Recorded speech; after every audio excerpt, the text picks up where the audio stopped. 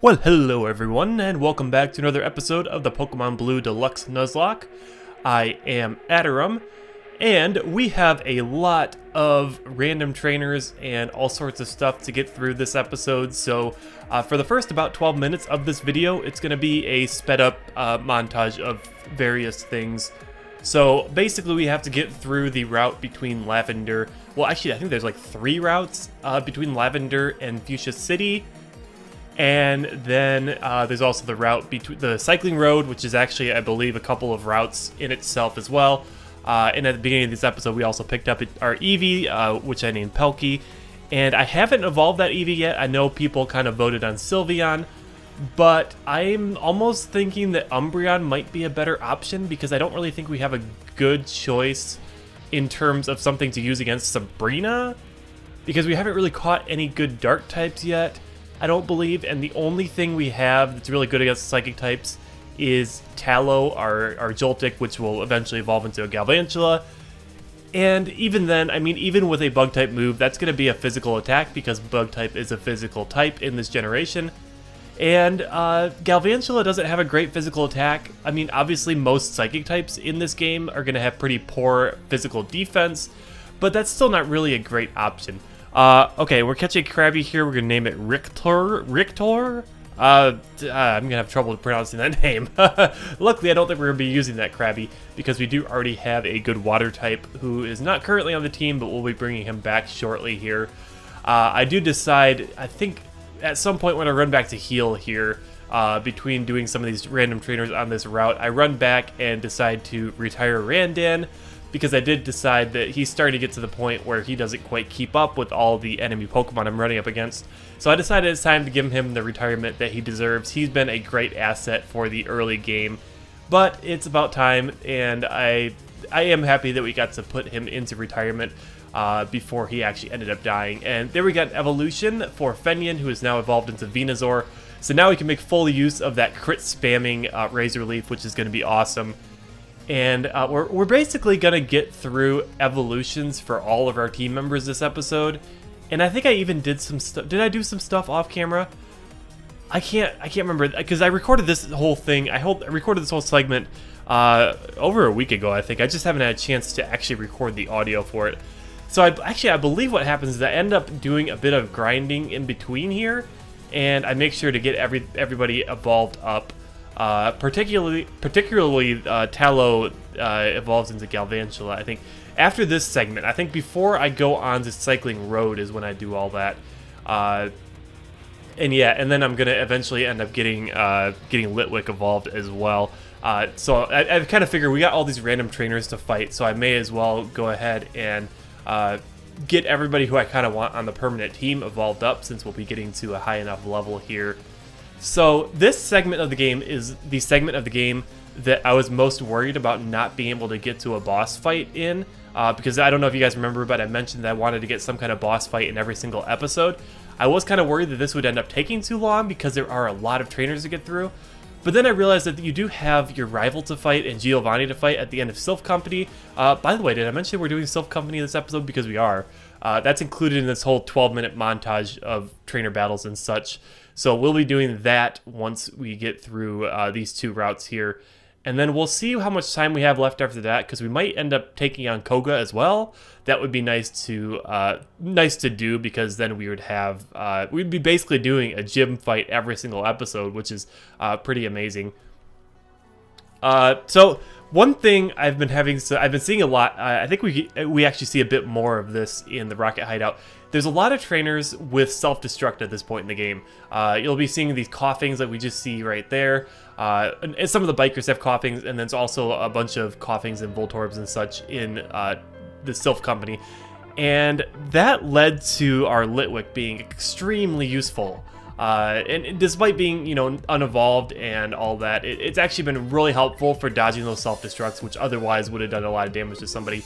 And you see the color glitching out there again. That seems to happen sometimes when certain moves are used, I think, or I think maybe when poison happens. There's some weird things going on with the color every so often. So yeah, we get through this segment here, and I believe we caught a Happiny. I ended up naming it Boffin. I guess that's spoilers because we haven't quite seen that yet, but that's going to happen, I think, right now. So our first encounter here is a Dupe's Claws, Weeping Bell. Second one is a Happiny. Yep, so there that is. Probably not going to use that. I mean, it is nice that you can catch Happiny out here as opposed to having to be really lucky and run into it in the Safari Zone as a Chansey, but not really a Pokemon I'm planning on using, not really a Pokemon that's good for Nuzlocke because it's not a very good attacker. It's basically just got really good special defense, so it makes a fairly decent special tank. Although I suppose in this generation, if it has that special defense, then that would be its whole special stat. So it would have a pretty good special attack, technically, too, wouldn't it? I gotta look into that. Maybe I do want to use a Chansey. I don't know. I mean, I've kind of already got my final team set in stone. Not the team you see on the screen right now, but once we get everybody evolved up and we get Randan traded out, that'll be kind of the final team I end up using. Anyways, I end up wasting a lot of time here in the Safari Zone. I haven't gone through here in a while. Oh, and we catch a Cacnea, who I named Udrish. Kind of wasted a bit of time running around here because I kind of forgot the layout of the place. So I end up, I think the first time I go through here, I actually failed to make it to the center of the Safari Zone to get the Surf HM. But the second time around, we do actually manage to make a beeline to it because we didn't have to be sidetracked by the random little ventures off into dead ends and such. By the way, I count one encounter for the entire Safari Zone. I don't count those as separate. All the zones as separate. So we did just get the Cacnea, which is an interesting Pokemon. I would like to use Cacnea sometime if it wasn't for the fact that we already have an amazing Grass type who I would never get rid of for anything. Oh, and by the way, we did actually end up depositing Randan at some point over there. Sorry, I just realized that I hadn't edited the sidebar properly in this part of the video.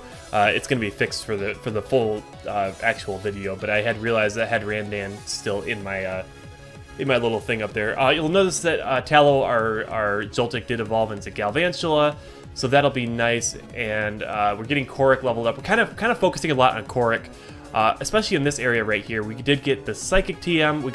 We might have gotten a second one of those or something like that.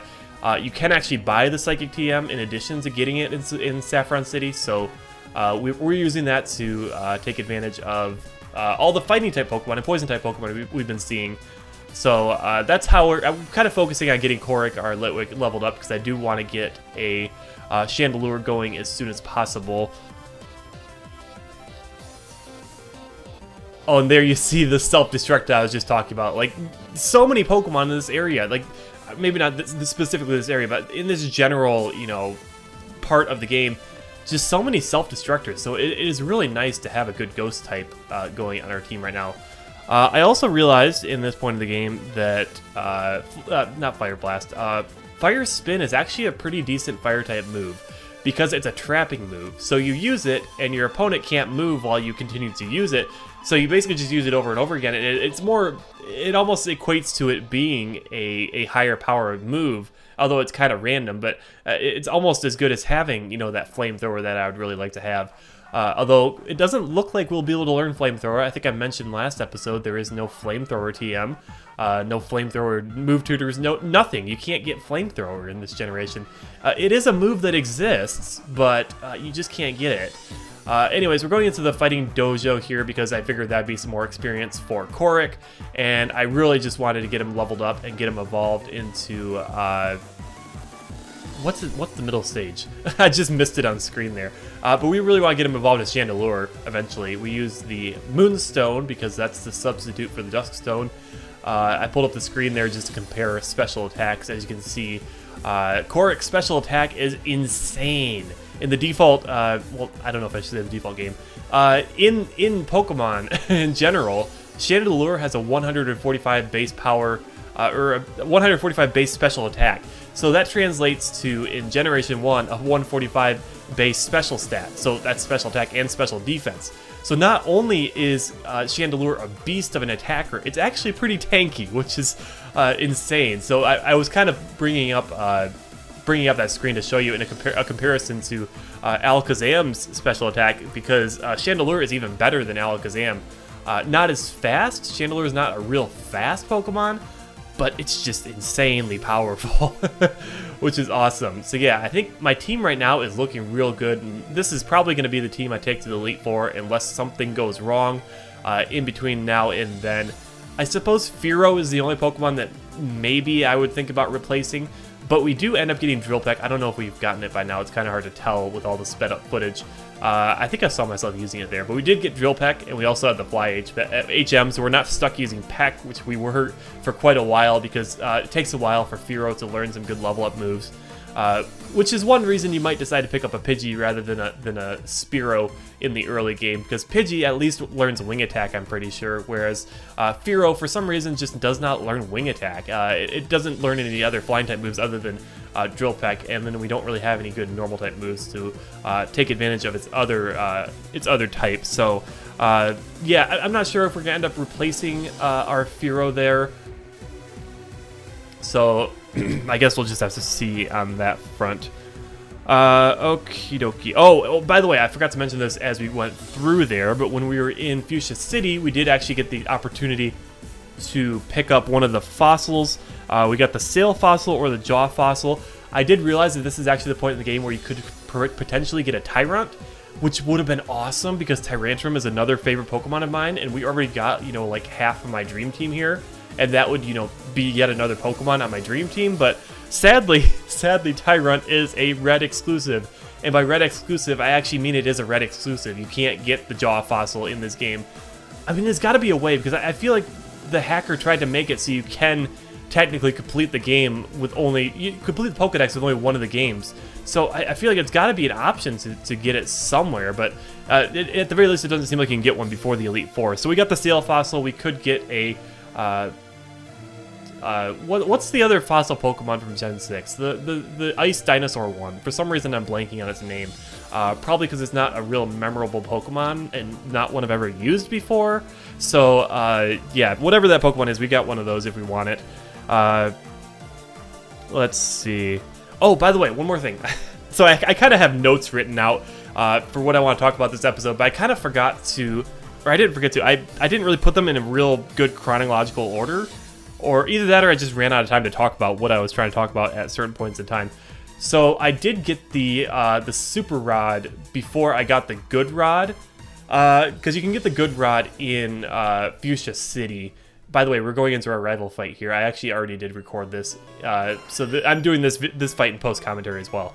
But let me just finish up what I was saying. So the Good Rod you can get in Fuchsia City. But there's really no reason to do that, because you can get the Super Rod on the way to Fuchsia City from Lavender Town.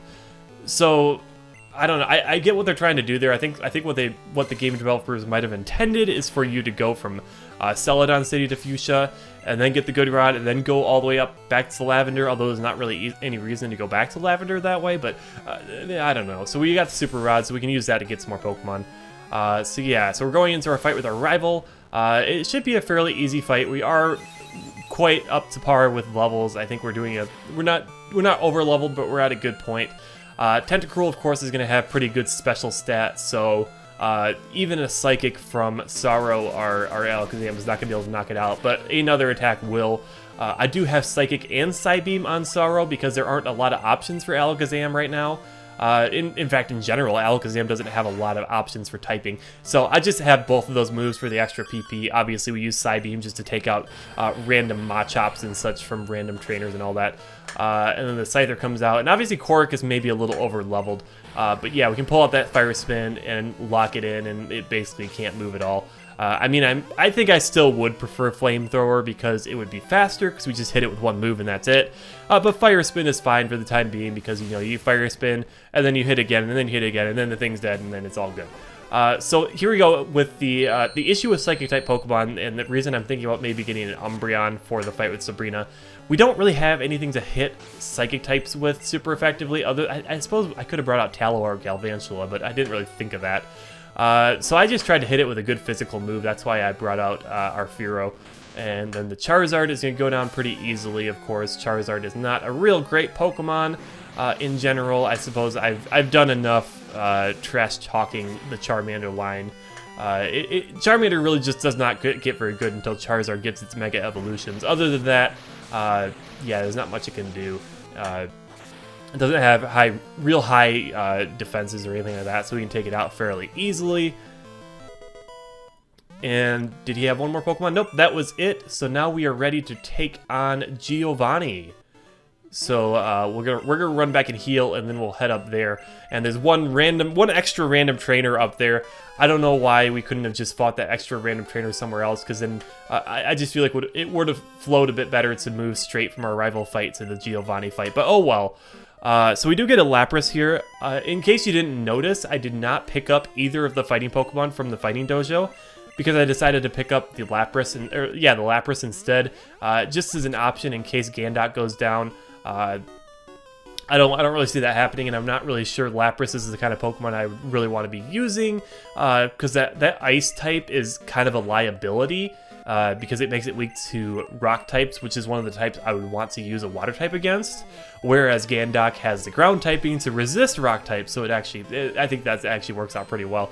And then Gandock also can't be hit by electric moves because of that Ground typing. So here we see a Cacturn. I brought out Gandock because I was expecting Giovanni, you know, the ground type gym leader, to lead with some ground types, but a grass type? I mean, I guess it makes sense because Cacturn's kind of a dark, evil kind of Pokemon, but yeah, I don't know. I wasn't quite expecting that, so it is nice to see some type variety from Giovanni, though. I think normally he would just have like some rock and ground types, like his Nidoking, Nidoqueen, and then I think he also has like a Persian. Probably mostly because he has that in the anime, I think. But yeah, he's still got that Kangaskhan we saw from him last time, which is going to go down pretty easily. So I did consider getting one of the fighting type Pokemon from the fighting dojo, because we don't have any fighting type moves at the moment.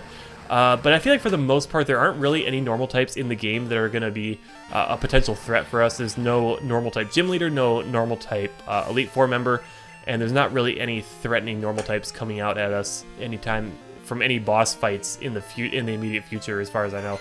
In the future at all, honestly.